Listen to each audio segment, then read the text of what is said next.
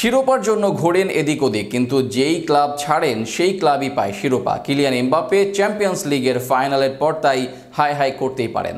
তাকে ছাড়ার পর পিএসজি পেল প্রথম চ্যাম্পিয়ন্স লিগ শিরোপা, আর তাকে দলে নিয়ে চ্যাম্পিয়ন্স লিগ শিরোপা ধরে রাখতে পারল না রিয়াল মাদ্রিদ। তবে কুফা কি এই রিয়াল মাদ্রিদ উইঙ্গারই ছিলেন? এমবাপ্পের কুফা থাকা নিয়ে বিস্তারিত থাকছে রিপোর্টে।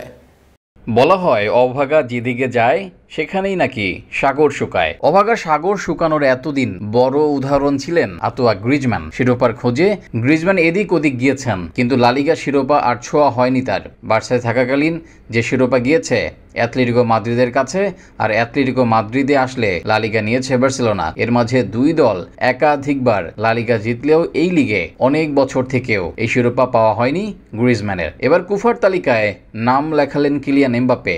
নিজেদের ইতিহাসে চ্যাম্পিয়ন্স লিগ ছিল না পিএসজির, একবার ফাইনাল খেলেও হেরে যেতে হয় দলটার। পিএসজির হয়ে মোট 6 মৌসুম খেলেন এমবাপ্পে। এই 6 মৌসুমে রিয়াল মাদ্রিদ মোট 3বার চ্যাম্পিয়ন্স লিগ জয় করে, এমনকি সর্বশেষ মৌসুমের শিরোপাও যায় তাদের কাছে। অথচ পিএসজি ইতিহাসেই জয় করতে পারেনি কোনো চ্যাম্পিয়ন্স লিগ। তাই চ্যাম্পিয়ন্স লিগ জয় করতে রিয়ালের ডেরায় আসেন এমবাপ্পে।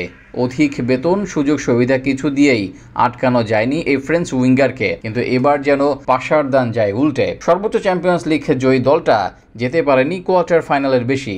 উল্টো আর্সেনালের কাছে 2 লেগ মিলিয়ে 5-1 গোলে হেরে যায় তারা। অপরদিকে সেই আর্সেনালকে হারিয়ে ফাইনালে যায় পিএসজি। ফাইনালে এবার তারা 5 গোল দেয় ইন্টার মিলানের বিপক্ষে, আর সেটাই ঘরে বসে দেখলেন কিলিয়ান এমবাপ্পে।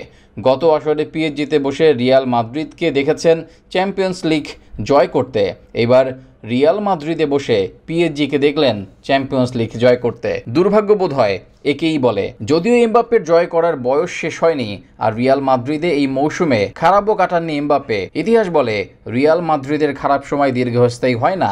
শেষ 10 বছরে 5 বার চ্যাম্পিয়ন্স লিগ তাদের পক্ষে সাক্ষী দেয়। তবে এরপরও নিজেকে দুর্ভাগা ভাবতেই পারেন এমবাপ্পে। 1 বছর আগে রিয়ালে আসার সুযোগ ছিল তার, সে সময় এলে চ্যাম্পিয়ন্স লিগ শিরোপা থাকতো তার পাশে। এছাড়া আরও 1 মৌসুম পিএসজিতে থাকলেও থাকতো এই শিরোপা।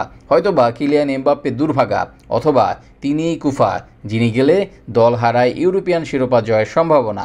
অন্তত সেই কুফা হয়ে থাকতে চাইবেন না এমবাপ্পে, সেটা নিশ্চিত।